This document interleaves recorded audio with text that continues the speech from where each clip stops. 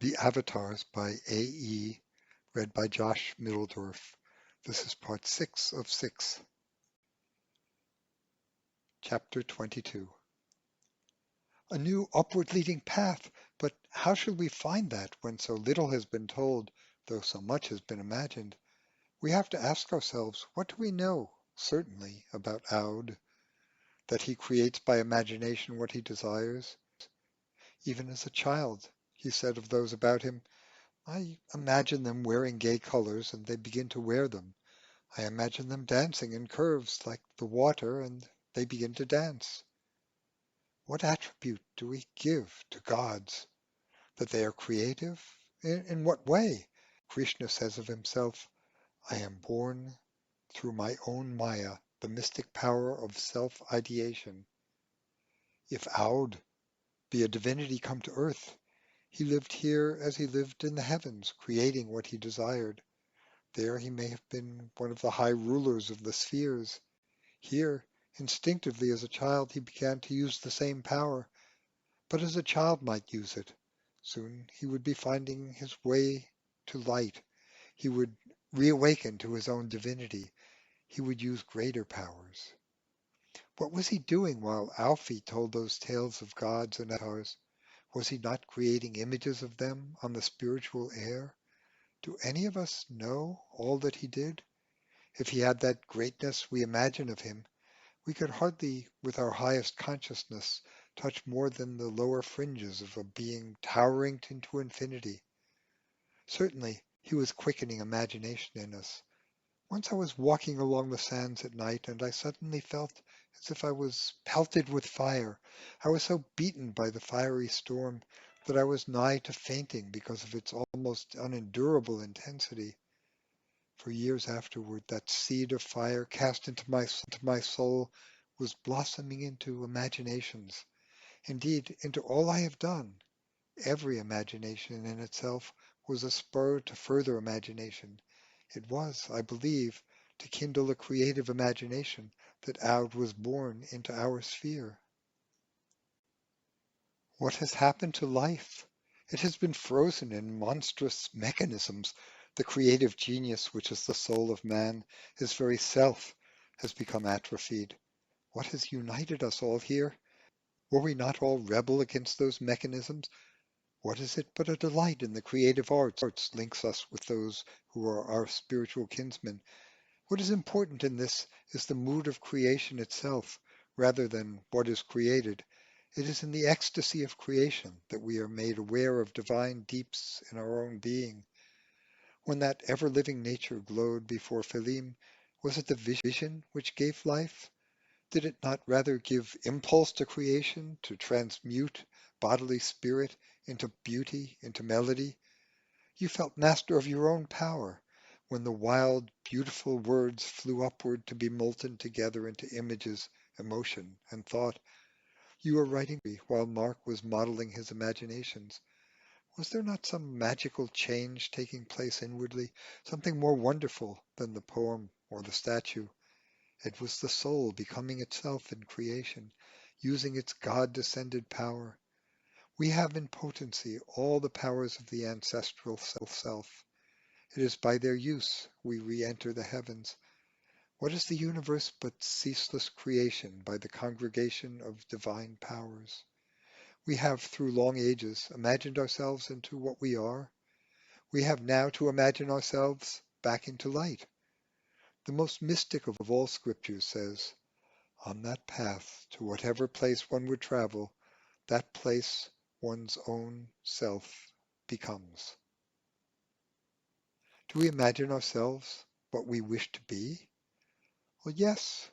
Here in this world, where time beats slowly, it is long ere we so change ourselves. But in that mid-world, as we know from dream, the creative power acts as an instant. We are not yet masters of the dream consciousness. When we create there, we project in an instant images, scenes, and incidents. But we have not yet learned consciously to use the power of imagination in that world upon ourselves, equaling ourselves to the gods. What did Aud do to those he moved among? I think he brought a wisdom of imagination, a wisdom changing as we rise from one plane of being to another. Here it may begin with the imagination acting outward, creating music, picture, architecture, sculpture, or poetry. It may be seen in the beauty of arts and crafts.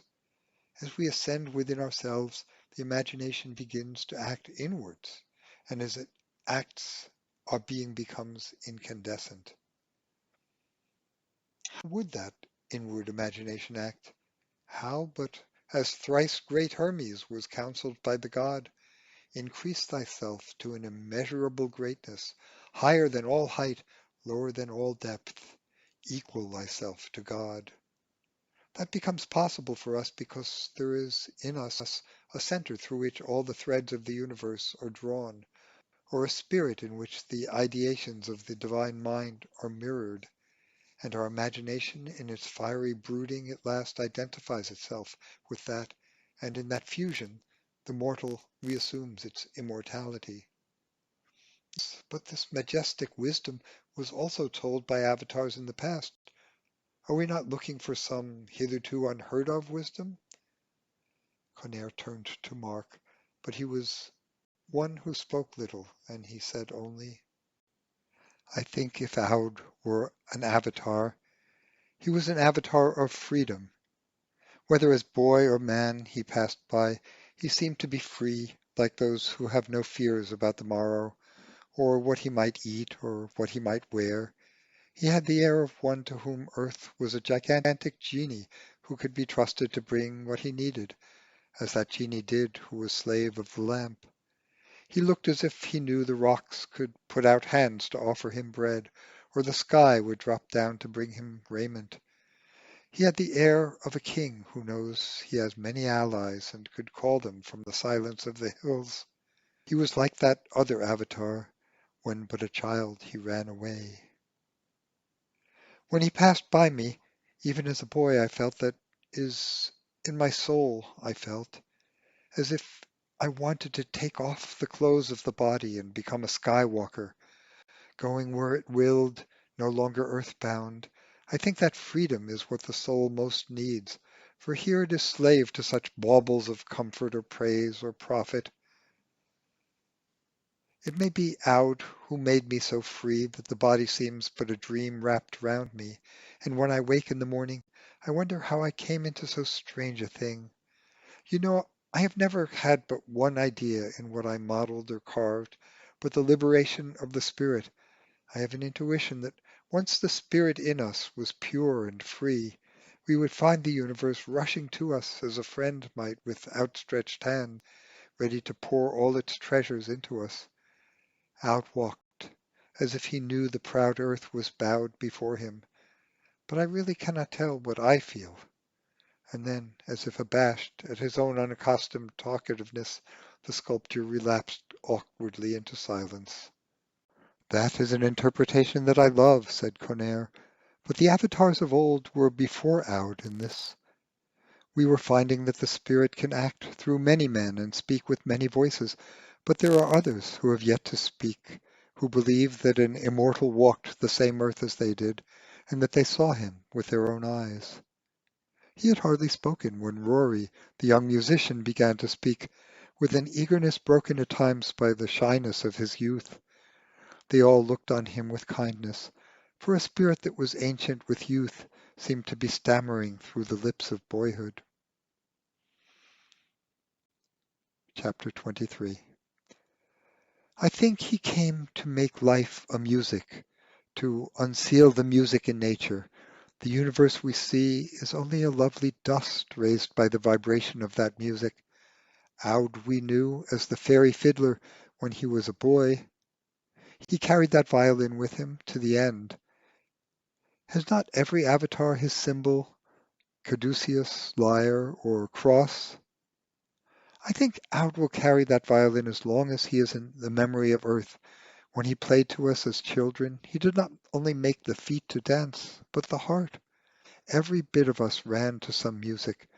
I lay awake at night trying to recapture a music that seemed to lead from that sound to the fountain of all melody. My soul was lifted up and itself became a music that which lies behind the beating of the heart and the flowing of the blood. We dreamed a great deal, my sister Eileen and I. We sometimes dreamed the same dream, and sometimes we went on our ways of our own. The dreams I loved most seemed to bring me to some shoreless sea of melody, like the voices of unnumbered seas in which stars danced and sang. Once I remembered in a dream being laid down eastward, while a voice whispered in my ear, "Listen to the music, lose yourself in the music." And under my closed eyelids I looked into my heart, which glowed to a great orb of light, and out of the light came that music, the heart music, the Indians called it, and I lost myself in the sound. I could not remember when I woke how far I had climbed up the musical stair of being, but I knew that music, song, was at the root of life. All this dreaming began when the fairy fiddler began to pass by us on his wanderings. I tried to make music myself, but there was a magic in Aud's playing which made it seem a gate in the silence, opening to a melody that was innumerable. After I heard him first, I began to hear music among the hills, a melody in the ether. I came to think that we were to be changed in our nature, that along with the infinity of light our eyes can see, there would gradually come the revelation of the universe as sound or music. I think when first we began to see there was only a blindness of light, then after we began to distinguish what was near and what was far and the glory of many colors, and so we will first hear that great tone, and after we will know the distant voices of sun, moon, and stars, and the carol the flowers make as they grow, and we will not be confused by these innumerable voices of things, any more than we were by the innumerable colors and forms, which all keep their place in the universe of light. So these voices far and near will keep their place in an infinite harmony, and the boy broke down, confused by the multitude of ideas which thronged for utterance, and for which he had no words. But the voice carried some of the music of which he spoke, and as he drew back, timid after his boldness, Mark, who was his special friend, laid his hand on the hand of the boy in the assurance of another's love for his imagination. And Cornair said, "In what has just been said there is indeed the sense of something hitherto unheard of. If there ever was on earth before an avatar revealing the music and the nature of things, the music he awoke has long trembled into silence. Though Apollo is depicted with his lyre, we do not know what songs he may have sung. Though there were those in the past who spoke about the music of the spheres, there was never a world religion with this as its root idea." He would have gone on, but Olive, who had listened intent on all that he'd spoken, stood up and began to speak with an eagerness no less impetuous than that of the young musician. "You all speak as if there was but one in this wonder of our lives. You forget that with Aud there was Alfie. I listened to everything that was said, and it was beautiful and wonderful, those visions of a living nature, or of the imagination climbing into heaven, or the freedom of the soul, or of the music that lies within life. But one avatar might have revealed such things. Whatever mystery had to be revealed, two had to come. In this, Alfie was with Aud. He said to her when they met, 'It is time for the play to begin,' and she said, 'I am ready,' speaking of something preconceived and now to be fulfilled. What was the play to reveal? You have given answers according to your nature. You are all beautiful, inhuman creatures." She stamped her foot at them. "You go on some rapt wandering of your own. You have no companions climbing with you into your heavens. There must be an ethic in every revelation of the Spirit. What are we to do with each other from day to day? That must be our best wisdom. I am not wise myself. I never had to fight with dark powers. I have been sheltered by affection. When I was a little girl, Paul told me fairy stories, and Phileme talked to me about a fairy universe, and I was with Alfie, who showed me fairy itself, and told me those fairy lands were only pleasure grounds, where the soul died in dream. I know but little about Aud, though I think some great one. I was close to Alfie all my life almost, yet she was as much a mystery to me as Aud to you, and as great a wonder to all who met her. She glowed with an inner light as if her body was but a shade to a golden fire, or as if summer itself had taken form. Through her the ice of many hearts was broken up, so that they knew the sweetness of life once more. This is as great a wonder as the opening of a visionary eyes. Men are forever roaming with adventurous minds. We brood with hungry hearts over life. You seek for the new. We try to transmute the old. You exult if you discover a new star, a new starry country. We are happy if a cold heart melts into sympathy. Alfie passed like a gay, transfiguring fire through life. She was beset even as a girl by those who desired that beauty to be beside them always. She slipped by them. She could, with a word, a laugh, crumble with lofty Himalayas of pretense, breaking up the molds of mind in which so many imprison themselves. But she did not drive the soul naked out of the house of its self-imaginings, but gave to each a star by which they might be guided.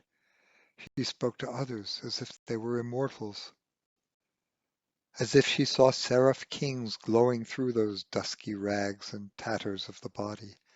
She told me I was to love only the immortal in people, to let none be comrade of my heart but those who had found the immortal in myself. I came to change from my childish delight in the fairy things who thronged about her when we played long ago in the woods, to a feeling of awe. She grew up within swiftly and beyond me, where I could not follow her.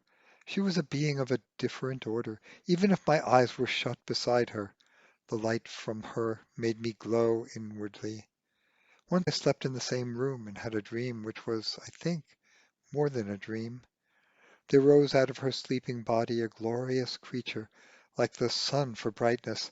I did not know where it went or what it did, but I said calmly, as one who knew, to another who was within my dream, "She is one of the dawn maidens." And after that, her body to me was only a lovely disguise. I tried to interpret her ways and the swift, unreasonable things she did by actions by spirit who saw what I could not see. She was a divine comrade who overlooked none, and who heaped precious things on others. I think there must have been this divine companionship between Aud and Alfie, the companionship of those who know themselves from earth to heaven, and it was such a divine companionship they wished to create. Did they not, in the dances they taught, whether by music or motion, or by some magic, make men and women so rapt and exalted in their imaginings that they became God and Goddess to each other, and knew that they must cling to that in each other forevermore? It was so heaven-making a companionship they came to inspire. It is wonderful to think of such a thing, to go on forever under sun-rich, under star-rich skies, ever falling deeper into the enchantment of the universe, and to know there is no end to it, no end to the lovely things we discover in each other. The girl looked with luminous, questioning eyes at those about her, at Paul, her oldest friend, to see if he, understood with what purpose Aud and Alfie scattered largesse on the souls in their passing. She saw only love-tender eyes, and as if she was satisfied, she sank back into her chair. "Everyone among us has had the gift from heaven that he or she desired," said Conaire. "And you," he turned to Clubburn, "you have come from the New World, who made yourself friend of us all, as if you had always lived among us. What meaning has all this to you?" "The meanings are too great for me. I am like a scribe taking down the words of some infinitely wise person, words which he does not now understand, but on which he may brood hereafter. I was left with wealth, and as I was nothing of myself, there seemed to be little I could do but to gather the harvest of past beauty, and I came to the old world. Someone told me new and lovely things were being fashioned by artists and craftsmen in this region. I began my search.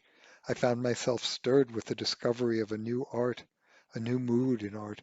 I walked from place to place, and one day I sat down by the roadside. Just before me, the road rose to its crest and then ran downward to a valley I could not see. Beyond the crest of the road, there was nothing but a blue sky and fair hills, misty and light. I heard voices from unseen people coming up from below. I was suddenly quickened by a vibrant music in the voices. Then they rose over the ridge. Walking swiftly, the memory will be with me forever. A woman who moved like the winged victory, white garments, sunlit, wind-blown, flowing over shapely limbs.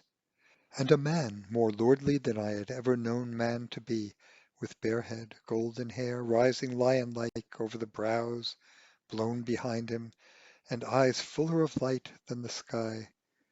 They swept swiftly by me like flames, god and goddess, and the whole universe seemed to my imagination to be with them in their going. I heard a voice as of one who had passed beyond sorrow, who was speaking out of an eternity or fullness of joy. Every beating of the wing of time is blessed. For every instant there is a God-born joy. They went on. I was overpowered by their coming, too blind by that revelation to rise and go after. I found myself crying out words I had read in some Buddhist tract. A fragrance blows from the leaders of the world by which all creatures are intoxicated. Later, I rose to follow a beauty greater than I had sought for or even imagined possible. I came after a time to know those I had seen were Aud and Alfie, and that this truly was the beauty I had come to seek. Yet, when I knew this, they had passed beyond any knowing of ours. That is why I've gone to every place that they have been, and have written down all that was told to me, that nothing might be lost. It may be that some other, brooding on all, may come to a more profound wisdom than any of us, and give the true story of Aud and Alfie to the world. Chapter 24. I wonder, said Philim, what was implied in those shining sentences. Every beating of the wing of time is blessed. For every instant there is a God-born joy. Is it true that for every one of us there is a God-imagined path from which we have erred and strayed, and if we follow that path, we are happy always and are beautiful to others? I have watched people for enchanted moments, when every movement was rhythmical and they were in a more lovely harmony with nature and each other than the riders on the Parthenon.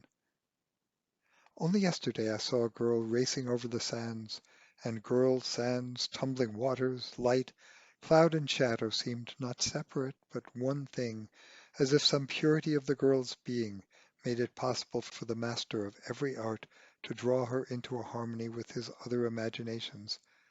I tried to put into words that God-guided enchantment. Thou slender of limb, thou lightness, wild grace that flies over the shining sands, under cloud-brilliant skies, what beauty flies within thee, sped from what skies? Thee, for an instant, the God possesses. Is joy in thy fleet limbs, gay feet, and flying tresses?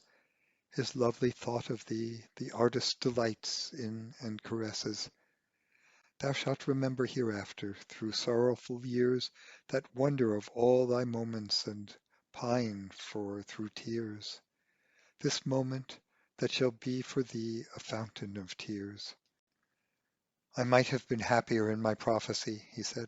I only thought then of her falling out of the divine procession and the sorrow of it.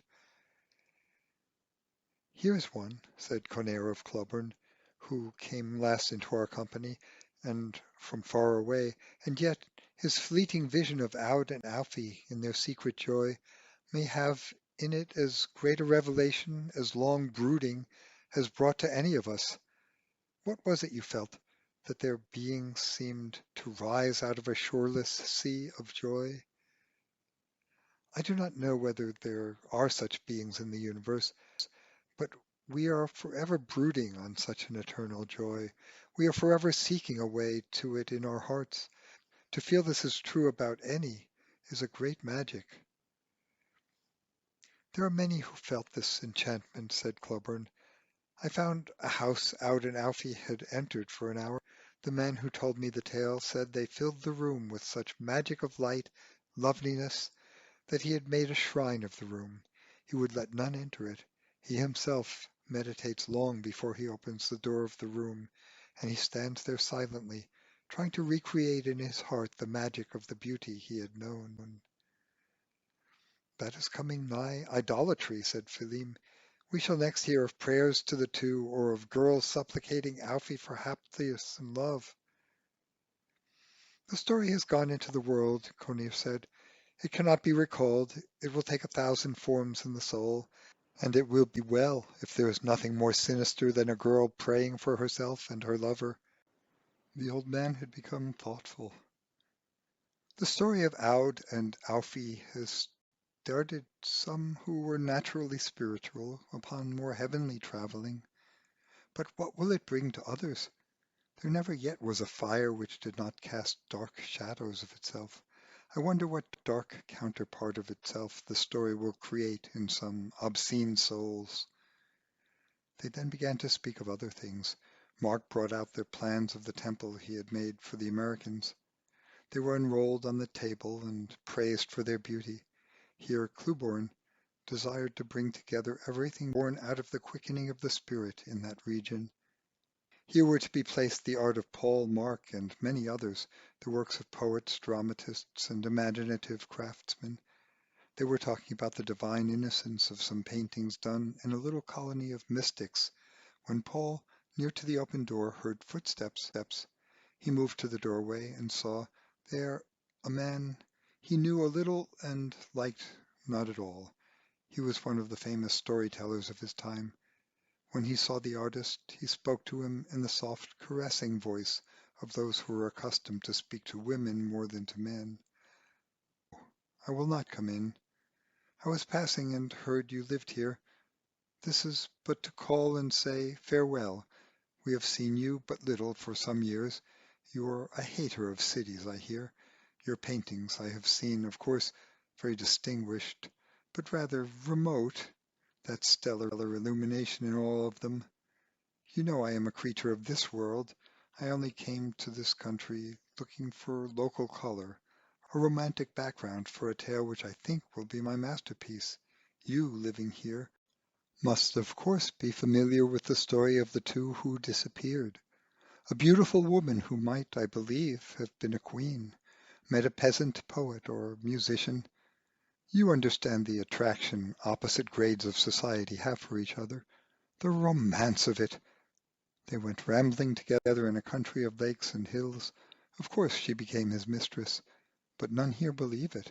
They get angry at the thought. They will have it the companionship was platonic. But you and I understand life. We know that platonic affection is the most enhancing approach to bodily love. People imagine wonderful things about each other. They seem to be groping for the heavens and suddenly find themselves in each other's arms. Religion, philosophy, poetry, music, all the arts, indeed, beget lovely phantoms who lead us delicately to a simple act. We feel, while possessing the beloved, that fairy or goddess has come to us from the skies. Life has given me a tale better than I ever imagined. Oh, I will make it beautiful, the tale of these two, Aud and Alfie. What names for romance! What a setting for love, these mountains, these woods! How much more poetical than the hotel! I will send you this greatest of my love stories when it is printed. I know you will like it better than anything I have yet written. Well, after hail, it is now farewell. He made a gesture of departure. The subtly insinuating, self-caressing voice ceased. The pale face turned away. Paul had listened without a word while his visitor was speaking. Then he turned within. The young musician's face was white, his eyes dark with anger. The girl was shuddering as if at some apparition of incredible and uncomprehended evil. Philim was exhausting all the demoniac resources of speech. That thing has worms slinking through its veins, not blood.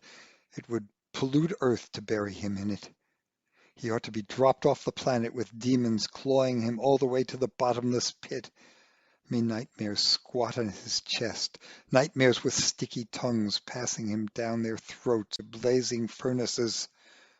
How could you be still while he oozed out that leprosy of imagination? A word and we would have been at him like hounds. "Do not think of him! Do not speak of him!" the girl cried passionately. "We grow like what we hate." "Oh, but," the poet protested, and then, "Yes, you are right. In my rage at him, I became a devil, and I had been climbing into heaven a moment before. How can I grow wings again?" "No, do not let us forget him," said Cornair.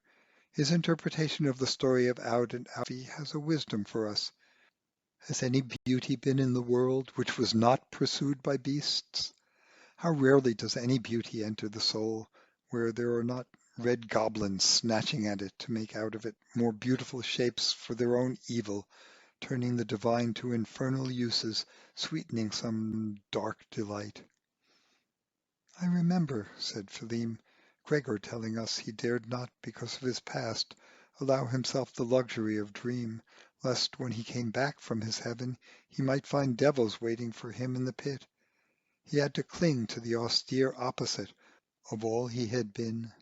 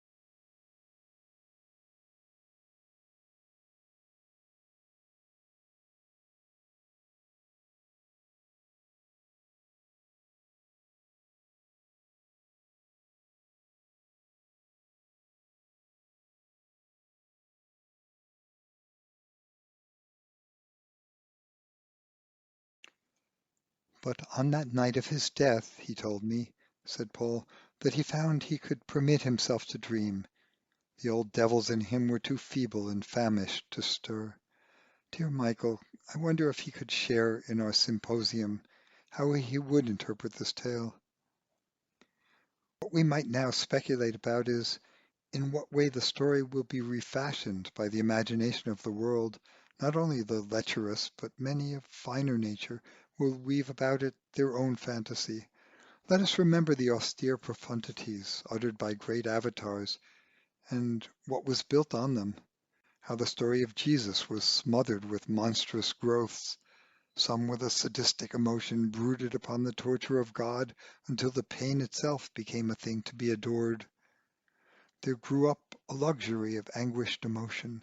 Pain, if it comes naturally to us here, if it is endured with resignation, brings its own nobility. But to seek it for its own sake, that is devilish. The brooding on agonies, martyrdoms, and crucifixions leads the soul into sinister byways. Out of that brooding upon the tortured God was born the mentality which made the Dark Ages hideous with religious persecutions, with the rack, the stake, and the martyr's fire. The way out of that had to be by the drawn sword. The fantasies of great poets, too, like Dante and Milton, deflect us in another way from the true, for they send the imagination outward, whereas the aim of all high religion is to throw the imagination inward to being. Once the tale of Aud and Alfie has entered the imagination of the world, the myth may grow prodigiously. The least incident recorded may excite artist or poet or storyteller, and finally what is born out of the tale may have as little relation to the original as Dante's Inferno has to the Sermon on the Mount. We cannot stay this growth, though we can foresee it. The Chinese sage Lao Tzu said, "To see things in germ, this I call intelligence." It was to divine the outcome of all this we began our symposium. You cannot be confident that what glows with so pure a light in your minds will not multiply images and shadows of itself in others until it has lost all spiritual significance.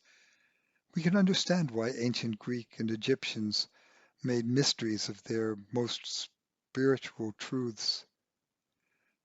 These were communicated only after there had been purifications and vows that they would never be revealed. They knew that to spread wide the noblest ideas would be to degrade them, as Homer, a great secular genius, degraded the gods. Plato, who had the reverence of an initiate for the truth, would have exiled Homer from his ideal republic. To give sacred mysteries to the mob is like a man casting the most beautiful of his children into the street to be degraded by prostitution. Chapter 25. If the light casts so dark a shadow, asked Paul, what does a descent from heaven give to us? When the soul enters a higher heaven in its own, it must have insights into lower deeps. We descend into these, not to surrender to them, not to be overcome, but to bring about a harmony or fusion of opposites. I think only by this fusion of opposites does the soul itself become strong. We cannot go from earth leaving behind us untransmuted the elements and forces the soul had gathered about itself, the dross and slime of its life. I sigh at the long, long labor, said Philim, but I will try to think of that transmutation as making a heart friend out of an enemy. Let us return, said Cornair, to the interpretations of Aud and Alfie which have been made. If they were avatars, they certainly moved among us with mysterious power. They differ from all avatars of whom we have knowledge in this, that they left behind them no body of doctrine. No one has discovered sayings of Aud or Alfie which, put together, might form a scripture. Whatever has come to be told of them, all this is wonderful, has come from vision or intuition of the onlooker. To interpret, we have to go inward, to see things unseen by the bodily eyes, to hear things unheard by the sensual ear. The avatars who went before had disciples to whom they spoke about creation, the architecture of the heavens. They left a wisdom about life and death, what to do and what to not do. Multitudes pondered over it, and out of that pondering came theologies, philosophies, ethic, psychology, literature, arts, and, last, a civilization. The immaterial soul finally cast substantial shadows of itself in brick and mortar. Men were thus impelled to continue their labors in the world. But what are we to think of avatars who come to us and do nothing in the manner of their forerunners? We surmise a divinity in them. Whoever came nigh them had a quickening of soul. It became incandescent as torches set ablaze by the touch of fire. Why were these two so great and yet so secret and silent? This secrecy and silence must have profound meanings. It was said of the Popol Vuh that his wisdom was hidden from him who sees with his eyes, who hears with his ears. They were like that. Because of this, I asked myself, was it in their plan to create a civilization at all? They guarded their mystery. They played like two divine children, careless of our questioning, and only intuition can discover the meaning of that play which enchanted us. Was it in the plan we should be allured to build a new civilization out of a new culture? I think not. Why? Because I believe we are past the high noon of time and are drawing to its twilight. It is time for men to leave their labors here. Earth is crowded with the ruins of the cities they have built. They have come to age in soul. Even when the body is young and desirous, if we meditate on what we do, we grow listless. We have lived through too many empires. Is there any mood of the heart told even by the great masters in literature which is not stale to us? Even from human love the enchantment has gone. If we are not pursuing the chase, if in stillness we turn inward, we find only a gray eros without desire dwelling in the heart. Has there not been this earth weariness among us all? Have we not come out of the world and found our happiness only pondering by the margin of the great deep? It was to people with this age of the soul that the avatars came, but as they passed by us, they made us feel we yet might bathe in some fountain and come to an immortality of youth. They left no wisdom for moralist or philosopher to dilate into systems which, as they grew, could only enslave us. They gave us no ethic, no commandment to do or forbear. Such things are not natural. They do violence to the soul, begetting exaltations followed by despairs. No one can state a moral law which is sufficient for the infinite complexities of life, but as we grow nigher to deep own being, our passions drop away from us. We act with tenderness to all, for we enter the grand unity of all life. What we do is in natural accord with that divine nature which takes possession of us. The consequences of our acts, then, are like a fragrance blown over the world. It is time for us to go homeward, to climb the terraces of being by which we descended to this world. Do any of us feel inspired to labor at another civilization? Those who came to us gave us nothing but the certainty that they were divinities and a longing to be like them, to be with them whither they are gone. Nothing about them can be proven outwardly. It was only visionaries who knew them who were dazzled seeing through the mask of the body some flashing of the plumes of the bird of paradise. I doubt if they were killed. I think they went inward and homeward. Gregor was the only martyr. Whatever they were, their secret remains inviolate from those who see with their eyes and hear only with their ears.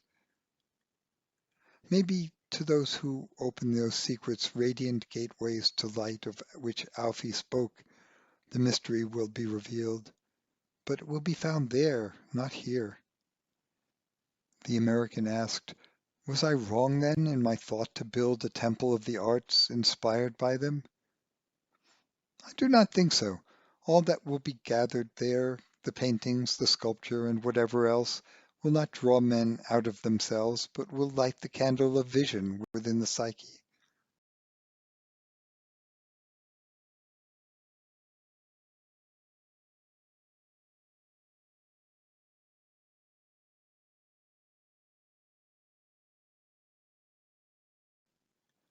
What are we to do then?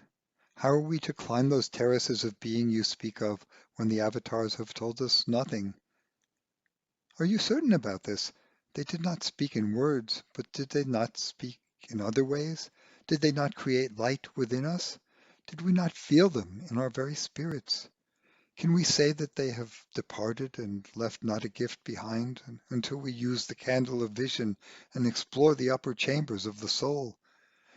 We might discover all the ways to these were lit.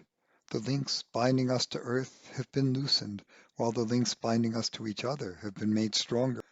We tend to overflow into each other. What one knows, all of us soon know.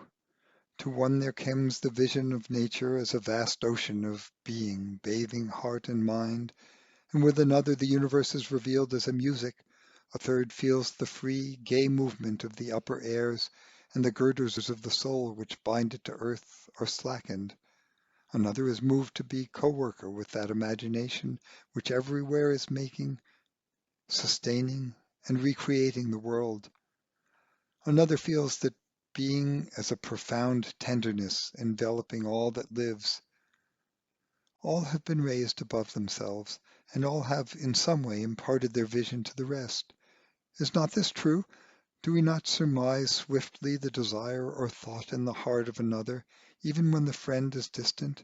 Do we not come to each other without outer asking? Did any send messages to bring us here? Did not our friend think of us and we came? To climb into heaven might be difficult for one alone, but when there are 7 or 8, we will and aspire with the strength of all. At last, like adventurers who have found a marvelous country beyond the seas and who settle there, we may make firm our place in that other world and be able to know each other there in whatever way the psyche appears to the psyche.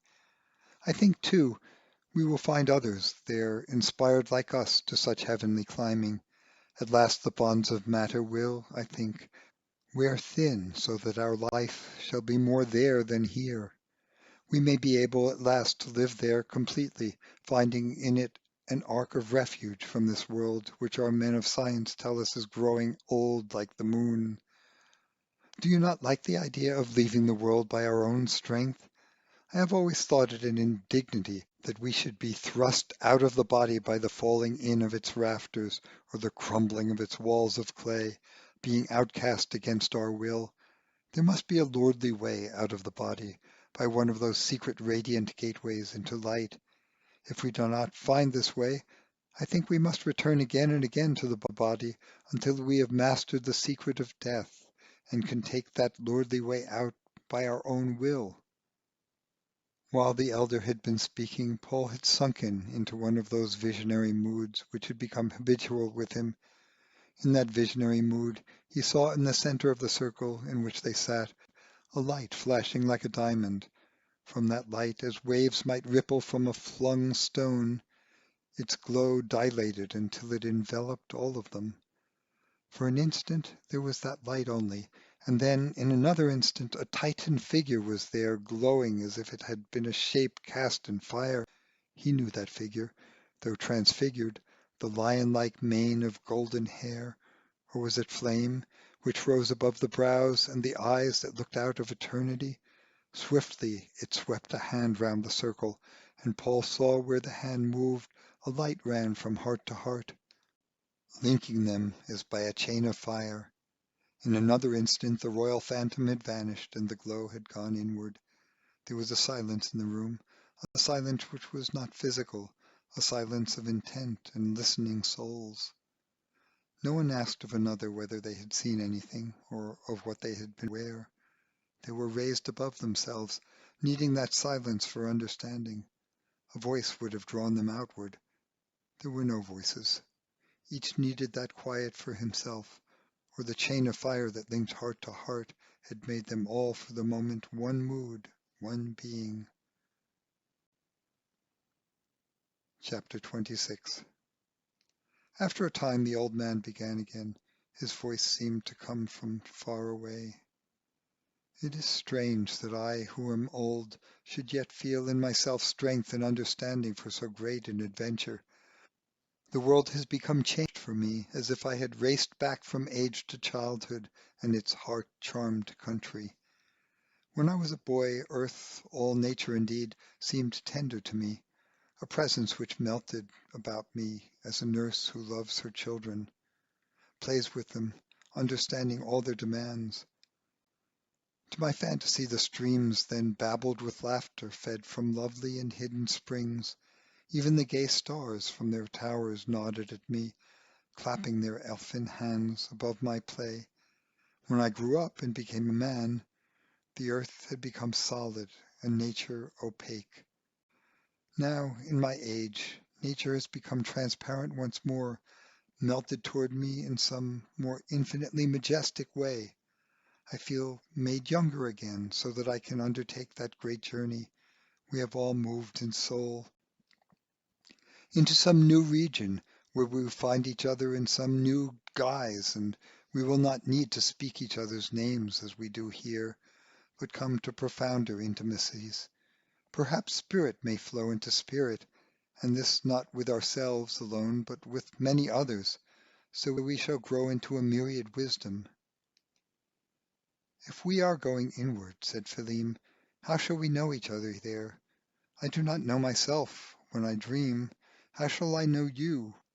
Rory I might know if I heard music, and Paul I shall know, for he had long been to make me see his imaginations.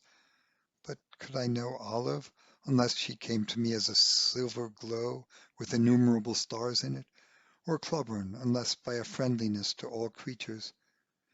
Maybe we shall be raised above ourselves, transfigured into some divine counterpart of ourselves. And what does going inward mean? I have had my glimpse of a world of light, but is that going inward? Is it not rather going outward to another more lovely Maya? Going inward must mean a miraculous change, if not vision but being is dilated. We must feel stirring within life some motions of the great deep. Is there not some place in that sphere next to us where we could keep tryst? Olive spoke impetuously. Where do you go, Paul, when you shut your eyes and run away from us? You can make Philim see what you see, and I have seen what you imagine often without your telling. You could give us a place, not here, but there, where we might meet. What does it matter if it be but an imagination, if we can find our way there in soul?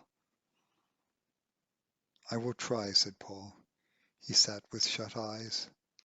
His face was set with intensity of will. He was evoking in himself memory of a vision. His head turned slightly to one after another, as one who makes a lit candle to touch with its flame a circle of unlit candles. There may begin to glow in each the vision of a vast hall with high, marvelous pillars, a hall lit with a golden, delicate air. "Oh, I know that place," cried the girl. "I know it," said Philim. "And I," came from one after another. "I was outcast once from its light when I woke," said the poet. "I had seen wonderful things there, I knew, but I could not bring them back. What a place to keep tryst in! Is it one of those temples Socrates spoke of in that divine world which is all around us, temples wherein the gods do truly dwell? What are we to do? What do we keep tryst there? If I cannot go with my waking consciousness, I will be there surely in soul while I sleep. The night after tomorrow is Midsummer's Eve. The barriers between earth and heaven are fragile. Let us try to be with each other there. We can meet after and tell each other what we remember. Once we have surety that we can meet in soul, we shall have taken the first step in the great journey." They were all gay at the thought of so great adventure. They felt a fresh spiritual intimacy. They were conscious that they were knit to each other as the climbers of high mountains are. If one slipped, the others would hold him fast. "We must go now. We have many miles to walk," said Mark. Philim and the young musician went with him. They made gestures of farewell silently, as those do who know that departure is not farewell, and that space is but a myth to soul. Paul, Olive, Conaire, and Cloburn watched for a while their figures fading in the summer night. Conaire and his New World visitor turned to Conaire's home. Paul and the girl walked slowly after them. The night was luminous. They could see from the hill road the earth wrinkled with hill and hollow, lying like a vast sleeping creature. The lakes in the hollows glowed like dim moonstones. Paul and his companion did not speak. They who were closer to each other than any in the world beside were yet free, and could take lonely journeys in soul, sure that they would not lose the way back to each other. They stood for a while at the crest of the hill road. It was there the avatars had met and gone on their radiant journey together. In that pause of quietness, Paul became aware that the years had changed him, that he had come to be within that life which as a boy he had seen nodding at him through the transparency of air or earth. For many years he had peered through the veil, But he himself, except for moments which were so transient that he was hardly aware of them till they were gone, had been outside the heavenly circle. Now something was living and breathing in him, interpenetrating the consciousness, a life which was an extension of the life that breathed through those dense infinitudes. He could not now conceive of himself apart from that great unity. He knew he was, however humbly, one of the heavenly household. In that new exaltation the lights above, the earth below, were but motions of a life that was endless. He almost felt the will that impelled the earth on which he stood on its eternal round. Through earth itself, as through a dusky veil, the lustre of its vitality glowed. It shimmered with ethereal color. Space about him was dense with innumerable life. He felt an inexpressible yearning to be molten into that, into all life.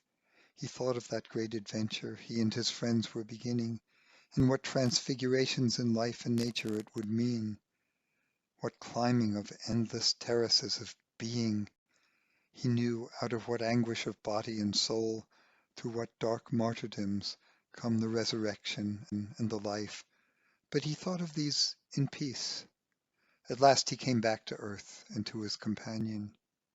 She was still brooding, as he had been, her face lifted up to the skies, intent on the same depths.